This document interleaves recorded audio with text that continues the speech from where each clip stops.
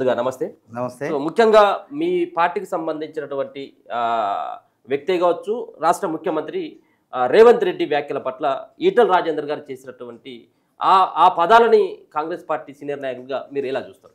ఇప్పుడు ఈటల రాజేందర్ గారు తక్షణమే ముఖ్యమంత్రి రేవంత్ రెడ్డి గారి పట్ల చేసిన అనుచిత వ్యాఖ్యల్ని ఉపసంహరించుకోవాలని చెప్పి మన తొలి వెలుగు ద్వారా డిమాండ్ చేస్తున్నాం.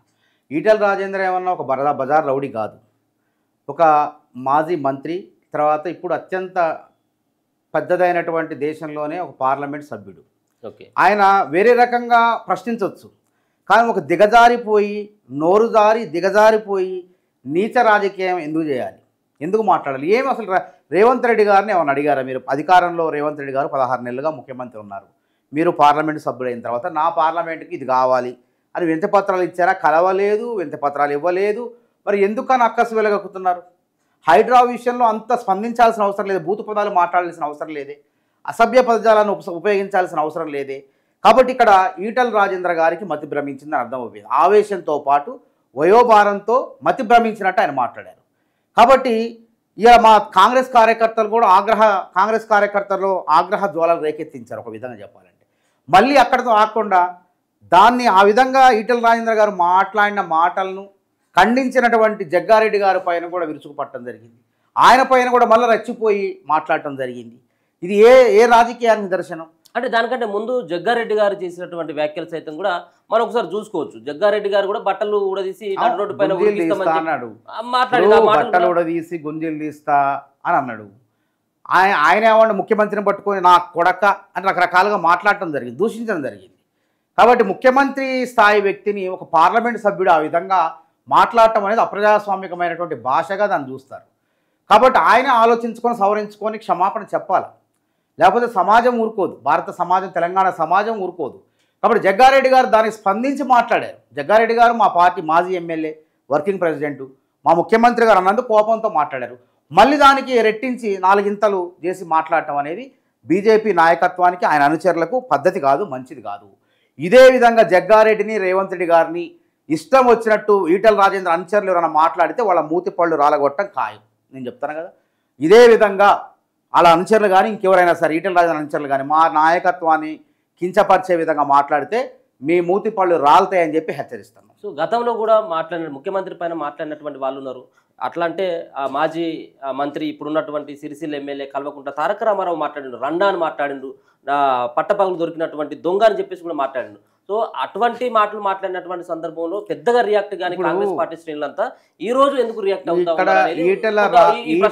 మాట్లాడాం, అప్పుడు కూడా మాట్లాడాను. ఎప్పుడు కూడా వాళ్ళ అధికారంలో ఉన్నప్పుడు రేవంత్ రెడ్డి గారిని కానీ మా కాంగ్రెస్ నాయకత్వాన్ని కానీ రాహుల్ గాంధీ గారిని కానీ అవతల వ్యక్తులు పల్లెత్తు మాట అంటే మేమే రెచ్చిపోయి దానికి సమాధానం చెప్పినాం. అదేవిధంగా ఇక్కడ ఈటల రాజేందర్ గారు తాను ఎక్కువగా ఊహించుకుంటాడు. ఈటల రాజేందర్ గారు వాస్తవంగా ఆయన ఏమనుకుంటుండంటే, ఇదే పార్లమెంట్ నుంచి ఎంపీగా ఉన్నటువంటి రేవంత్ రెడ్డి పిసిసి అధ్యక్షుడైండు, తర్వాత ముఖ్యమంత్రి అయిండు. కాబట్టి రేవంత్ రెడ్డి కూడా ఘాటుగా మాట్లాడిండు. కాబట్టి నేను కూడా అట్లనే ఇష్టం వచ్చినట్టు తెక్కబట్టినట్టు పిచ్చి కుక్క గరిచినట్టు మాట్లాడితే నేను కూడా ఇది అవుతా అని చెప్పి ఆయన భ్రమల్లో ఉన్నాడు.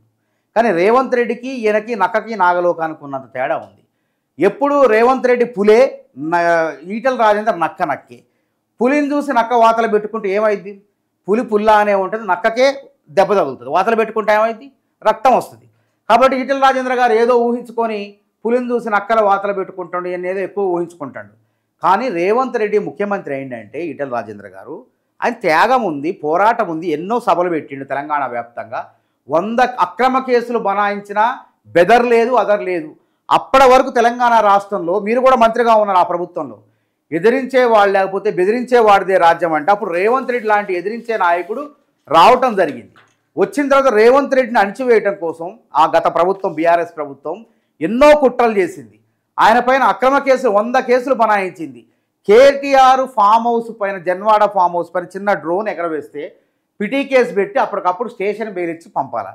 కానీ పంపకుండా పైశాచిక ఆనందం పొందడం కోసం ఒక ఎంపీ అని చూడకుండా ఆయన చెర్లపల్లి జైలుకు పంపి రేవంత్ రెడ్డి గారిని చీకటి కొట్టం అంటే చీకటి గదిలో బంధించి, అంటే ఉగ్రవాదుల్ని తీవ్రవాదుల్ని బంధించేటువంటి చీకటి గదిలో బంధించి పైశాచిక ఆనందం పొందారు. ప్రజలు ఇవన్నీ గమనించారు. అరే రేవంత్ రెడ్డి ఎంత దన్నినా లేచి ఎగురొచ్చి తగులుతుంది, దెబ్బ తగులుతుంది. అది రేవంత్ రెడ్డి ప్రజల భాషలో మాట్లాడుతుండు, ప్రజలందరూ కూడా ఆకర్షితులయ్యారు. ప్రజలు ఆకర్షితులయ్యారు, రేవంత్ రెడ్డిని దీవించారు, హైకమాండ్ కూడా ఆశీర్వదించింది, ఆయన ముఖ్యమంత్రి అయ్యాడు. మరి మీరు ప్రజల దగ్గరికి పోరాయే, పార్లమెంట్ ఉండి తెలంగాణకు చేసింది కూడా ఏం లేదా? నేనేమంటున్నా, మీకు అంత సిగ్గు, మానం, మర్యాద, రక్తం, నెత్తురు ఉంటే మీరు తెలంగాణకు మంచి చేయండి. తెలంగాణ కోసం 18 గంటలు రేవంత్ రెడ్డి కష్టపడతాడు. అదేవిధంగా మీరు తెలంగాణకి ఏం బీకారంటున్నా, 8 నెలలు 8 మంది ఎంపీలు ఉన్నారు, 2 కేంద్ర మంత్రులు ఉండి కూడా నయా పైసా తెలంగాణకి ఇవ్వరైతే. పక్క రాష్ట్రానికి మీ డబ్బు వివక్ష చూపించుకుంటూ, తెలంగాణపై వివక్ష చూపించుకుంటూ పక్క తెలుగు రాష్ట్రానికి మొత్తం నిధులన్నీ ఇస్తున్నారు. 15,000 కోట్లు ఇచ్చారు. మరి తెలంగాణకి ఎందుకు ఇవ్వలేదు? తెలంగాణ ప్రాజెక్టులకు పాలమూరు రంగారెడ్డి, ఎస్ఎల్బీసీ, ఇంక ఇతర ప్రాజెక్టులకు శ్రీరామచంద్ర ప్రాజెక్టుకు కానీ వీటికి జాతీయ హోదా ఎందుకు ఇవ్వలేదు? జాతీయ హోదా ఇవ్వలేదు. పక్క రాష్ట్రం పోలవరంకి 5,000 కోట్లు ఇచ్చారు. తెలంగాణ ఏం తప్పు చేసింది? మీ 8 మంది ఎంపీలు గెలిపించి తప్పు చేసిందా? లేదంటే 2 మంది కేంద్ర మంత్రులు చేసి తప్పు చేసిందా? చెప్పండి. తెలంగాణ రుణం తీర్చుకోరా? కాబట్టి మీకు అసలు రేవంత్ రెడ్డి అనే నైతిక అర్హత లేదు. కాజీపేట కోచ్ ఫ్యాక్టరీ తయారైతుంది, బయ్యారం ఉక్కు ఫ్యాక్టరీ, విశాఖ స్టీల్కి 3,000 కోట్లు ఇచ్చారు, బయ్యారం ఉక్కు ఫ్యాక్టరీ గుండు సున్నా ఇచ్చారు. అది విభజన చట్టంలో ఉన్నది. గిరిజన యూనివర్సిటీ అక్కడ ప్రారంభమై 2 బ్యాచ్లు బయటికి పోతే ఇంకా అతి లేదు, గతి లేదు. 10 ఏళ్ళు మీరు 11వ సంవత్సరంలో అధికారంలో ఉన్నారు. ఈ పాటికి తరగతులు ప్రారంభం అయిపోవాలా? ఎందుకు తెలంగాణపై వివక్ష? ఈ విధంగా వివక్ష చూపేవాళ్ళు రేవంత్ రెడ్డిని విమర్శించే అర్హత ఉంది? అసలు మీరు ఆత్మపరిశీలన చేసుకోండి. కాబట్టి ఈ విధంగా పిచ్చి పట్టినట్టు పిచ్చి కుక్క లెక్క వాగితే కుక్క కాటుకు చెప్పు దెబ్బలు పడుతుంది. ఇది మాత్రం వాస్తవం చెప్తాను. ఎందుకంటే ఇంకో అంశం ఏంటంటే, జగ్గారెడ్డి గారు అసలు నీకు జగ్గారెడ్డిని అనే నైతిక అర్హత ఉందా? జగ్గారెడ్డి ఇంటికి ఎవరు పోయినా, వాడు ఏ పార్టీ ఎవడు పోయినా, అర్ధరాత్రి పోయి తలుపు కొడితే తెలుగు తెలిసి ఏం కావాలంటే జేబులో ఉన్నది మొత్తం ఇచ్చే రకం జగ్గారెడ్డి. నువ్వు పిల్లిగా నీ ఇంట్లో గేటు దాటి బయటికి రాలేము. రాజభవనం నీ జగ్గారెడ్డిది మామూలు ఇల్లు. జగ్గారెడ్డి పెంకుటిల్లు, చిన్న పెంకుటిల్లు, ఆశ్చర్యపోతాం. జగ్గారెడ్డి అంటే వాము పెద్ద నాయకుడు, పెద్ద కారులో వస్తాడు అనుకోండి. వాములు 10 లక్షల కారు కూడా ఉండదు, అది అద్దె కారులో వస్తాడు. మరి నువ్వు ఒక వామపక్ష విద్యార్థి నాయకుడు ముసుగులో ఈటల రాజు ఎదిగి మంత్రి అయ్యి 1000 కోట్లు సంపాదించి ఇవాళ ఆయన ఇంట్లో గడప ఆ గేట్లోకి అడుగు పెట్టాలంటే రాజభవనం విత్ సీసీ కెమెరాలు, రక్షణ, అసలు పోలేం, సామాన్యుడు పోలేని పరిస్థితి. ఇవాళ నీ ఇంటికి కెమెరా పెడదాం, జగ్గారెడ్డి ఇంటికి కెమెరా పెడదాం, ఎవరు గొప్ప చూద్దాం. ఇవాళ జగ్గారెడ్డి అసలు ఆయన ఈ చేతితో దానం చేస్తే ఈ చేతి తెలవకుండా దానం చేస్తాడు. నిన్నగాక మొన్న మీరు చూశారు, ఒక క్యాన్సర్ బాధితుల కుటుంబానికి వెళ్ళి 10 లక్షల రూపాయలు ఇవ్వటం అనేది ఎంత గొప్ప ఆశ్చర్యం. చేయండి. జగ్గారెడ్డి ఏమన్నా మాజీ మంత్రి చెప్పండి. వాళ్ళ భార్య, వాళ్ళ శ్రీమతి గారు కార్పొరేషన్ చైర్మన్గా ఉన్నారు. జగ్గారెడ్డి మనస్తత్వం ఏంటంటే, రియల్ ఎస్టేట్లో 4 రూపాయలు వస్తే జేబులో ఉన్నాయి మొత్తం ఒడిసిన దాకా అందరికీ సాయం చేస్తారు. ఏ హాస్పిటల్కి పోయి అన్నా నాకు ఈ బాధ ఉందని అంటే ఆ హాస్పిటల్ బిల్ నేనే కడతా అని కట్టేటువంటి వ్యక్తి జగ్గారెడ్డి. మరి నువ్వు పిల్లికి బిచ్చమేయవు, గేట్లోకి రావాలంటే భయపడతారు ఎవడన్నా. అట్లాంటి జగ్గారెడ్డిని పట్టుకొని ఇష్టం వచ్చినట్టు మాట్లాడటానికి బీజేపీ నాయకులు ఎట్లా మనసు వచ్చింది? బీజేపీ నాయకుల ఖబర్దార్, మిమ్మల్ని హెచ్చరిస్తూ జగ్గారెడ్డి జోలుకొస్తే మిమ్మల్ని ఊరుకునేది లేదు, మీ దవడలు బగులుతీ అని చెప్పి హెచ్చరిస్తున్నాం. జగ్గారెడ్డిలో గొప్ప మానవత్వం ఉంది. జగ్గారెడ్డిని గురించి తెలవకముందు ఏమనుకో, జగ్గారెడ్డి ప్రత్యక్షంగా చూసినాం. నిన్నగాక మొన్న ఉదాహరణ తర్వాత ఏ విధంగా మాట్లాడతారు? జగ్గారెడ్డి గురించి నోరు బారేసుకుంటారు చెప్పండి. నిజంగా చెప్తున్న, జగ్గారెడ్డి గురించి ఈటెల రాజేంద్ర అనుచరులు ఇష్టం వచ్చినట్టు నోరు బారేసుకుంటున్నారు. దేవుళ్ళ లాంటి జగ్గారెడ్డి అని పేద ప్రజలు ఆయన చెప్పుకుంటున్నారు. ఆ దేవుళ్ళ లాంటి జగ్గారెడ్డి కనుక ఇట్లనే మాట్లాడితే మీరంతా పురుగులు పడి చావటం ఖాయమని చెప్పి మన తొలి వెలుగు ద్వారా తెలియజేస్తాం. సో హైడ్రా ద్వారా తీసుకొచ్చినటువంటి ఆ బుల్డోజర్లని ఈ విధంగా పేద ప్రజలు రూపాయి కూడా పెట్టుకున్నటువంటి ఆ ఇళ్లను కూల్చేస్తా ఉన్నారు అన్నటువంటి ఆవేదనతో కూడా మాట్లాడి ఉండొచ్చు కదా. సో ఈ యాంగిల్లో ఎందుకు ఆలోచించడు? చెట్టు పేరు చెప్పి కాయలు అమ్ముకోవటం ఈటెల రాజేంద్రకు బాగా అలవాటు. పేరు పేద ప్రజలది, ఆయన వహించే పక్షం ఎవరిది? ఈ చెరువులు కుంటలు కబ్జా చేసి 1000 కోట్ల విలువైన ప్రభుత్వ భూములు కబ్జా చేసి అందులో ఫ్లాట్లు కట్టి, డబుల్ బెడ్రూమ్లు కట్టి పేద ప్రజలను మోసం చేస్తే అమ్మే బిల్డర్ల పక్షం మాట్లాడుతాడు ఆయన. కాంగ్రెస్ ప్రభుత్వాన్ని అందుకే వాళ్ళు కూల్స్తామంటున్నారు. బిల్డర్లు, రియల్ ఎస్టేట్ వ్యాపారులు, ఎందుకంటే వాళ్ళ ఆటలు సాగట్లే. రేవంత్ రెడ్డి సర్కార్లో అన్ని నిబంధనలు, కఠిన నిబంధనలు, చట్ట వ్యతిరేక పనులు చేస్తే ఒప్పుకోవటలే. కాబట్టి వాళ్ళు ఏమంటున్నారు?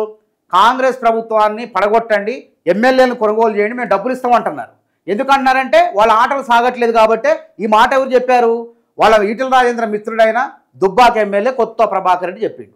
వాళ్ళకు మద్దతు పలుకుతూ మాట్లాడతాం తప్ప పేరేమో పేద ప్రజలది, మద్దతు మొత్తం ఉన్నది తెర వెనక ఉన్నది వాళ్ళు. వాళ్ళ గురించి వాళ్ళకు మేలు చేయాలని చెప్పి ఈటెల రాజేంద్ర మాట్లాడతారు. ఎందుకంటే ఈటెల రాజేంద్ర కూడా పెద్ద కబ్జాకూరు. ఎవడైనా దేవుడిని గౌరవిస్తారు, దేవుడు భూములు కూడా కబ్జా చేసిండు.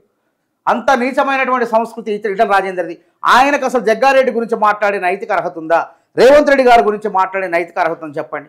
ఫస్ట్ దానికి సమాధానం చెప్పండి. దళితుల భూములు మళ్ళీ చాలామంది పేదలై దేవుడు భూములతో పాటు పేదల దళితుల భూములు కూడా కబ్జా చేసినటువంటి ఈటల రాజేందర్ ఇలా ముఖ్యమంత్రిని పట్టుకొని ఇష్టం వచ్చినట్టు మాట్లాడటం చూస్తుంటే తెలంగాణ సమాజం మొత్తం కూడా చూస్తుంది. ఓ ఇంత నీచమైన సంస్కృతి ఉన్నవాడా ఈటల రాజేందర్, ఇంత దిగజారి మాట్లాడతారా అని చెప్పి తెలంగాణ సమాజం మొత్తం కూడా కోడై కూస్తున్నా వాళ్ళకి సిగ్గు రావటం లేదు. కాబట్టి అక్కడ హైడ్రా వల్ల చాలా లాభాలు జరిగినాయి. రియల్ ఎస్టేట్ పప్పులు ఉడకట్లేదు, బిల్డర్ల పప్పులు ఉడకట్లేదు. ఇలా పేద ప్రజలు ఏం చేస్తున్నారు, సామాన్యులు కూడబెట్టిన డబ్బులు ఎక్కడికి పెట్టాలి, పెట్టుబడి పెట్టాలి, ఎక్కడ ఇల్లు కొనాలి, ఏ ఫ్లాట్ కొనాలని ఆలోచన చేస్తున్నారు. అమ్మో చెరువు శిఖంలో ఉందా, వద్దు మేము కొనం, వాడు తక్కువ రేటుకి ఇచ్చి మోసం చేయాలని మేము మోసపోమంటున్నారు. హైడ్రా వల్ల సమాజంలో ఒక చైతన్యం వచ్చింది. ఎక్కడ చెరువు శిఖమైంది, బఫర్ జోన్ ఏంది అంటే అవగాహన సామాన్యులకు కూడా వచ్చింది. కాబట్టి వాళ్ళ ఆటలు సాగట్లేదు. కాబట్టి ఇప్పుడు ఏ పని చేసినా సరే కొద్ది మంది ఒకళ్ళు ఇద్దరు నష్టపోతారు. కానీ కోటి మంది భవిష్యత్తు కోసం రేవంత్ రెడ్డి హైడ్రాని తీసుకొచ్చిండు, పోలీస్ స్టేషన్ ఏర్పాటు చేసిండు. అందులో అక్కినే నాగార్జున వదిలిపెట్టలేదు, పల్లం రాజు లాంటి వాళ్ళని వదిలిపెట్టలేదు, ఎమ్మెల్సీ ఓవైసీ పార్టీ చెందిన ఎమ్మెల్సీ ఆస్తులు వదిలిపెట్టలేదు. దాదాపు హైడ్రా 1000 ఎకరాల పైజీలకు స్వాధీనం చేసుకున్నది. సమర్థవంతంగా పనిచేస్తుంది. పటిష్టమైన పోలీస్ స్టేషన్ ఏర్పాటు చేసింది. భవిష్యత్ తరాలకు వరద ముప్పుల నుంచి కాపాడటం కోసం హైడ్రా అనేది ఈరోజు పొరుడు పోసుకున్నది. భవిష్యత్ తరాలు రేవంత్ రెడ్డిని పొగుడుతాయి. ఇలా ఎవరి కోసం ఈ ఈటల రాజేందర్ పనిచేస్తాడంటే రియల్ ఎస్టేట్ బిల్డర్ల కోసం, వాళ్ళకు రియల్ ఎస్టేట్ మాఫియా కోసం పనిచేస్తాడని స్పష్టం అర్థమైపోయింది. నిజంగా హైడ్రా కూడా ఏం చెప్పిందంటే 2024 జూలై 24 కన్నా ముందు ఎవరైతే అనుమతులతో కట్టుకుంటే వాళ్ళ జోలికి రాము. కానీ చెరువు శిఖాల్లో అక్రమంగా వరద నీరు చెరువులోకి పోకుండా, ఆ బోపల నీరు బయటికి రాకుండా వాటిని ఆక్రమించి కట్టుకుంటే మాత్రం సుప్రీంకోర్టు నిబంధనల ప్రకారం ఎంత పెద్దవాళ్ళైనా, పల్లం రాజైనా, ఇంకొకరైనా, అక్కినే నాగార్జున కూల్స్తామని స్పష్టంగా దాని లక్ష్యాలు చెప్పింది. ఇప్పుడు అక్కడ చెరువులో కట్టుకున్న వాళ్ళు కూడా రేకుల షెడ్లు వేసుకున్నారు. వాళ్ళకు కూడా అవగాహన చట్టం పైన. అంటే పర్మనెంట్ శాశ్వత నివాసం కట్టుకుంటే కూలుస్తారు ఎవరో ఒకటి వచ్చని చెప్పి వాళ్ళు జాగ్రత్తగా అక్కడ ఉంటున్నారు.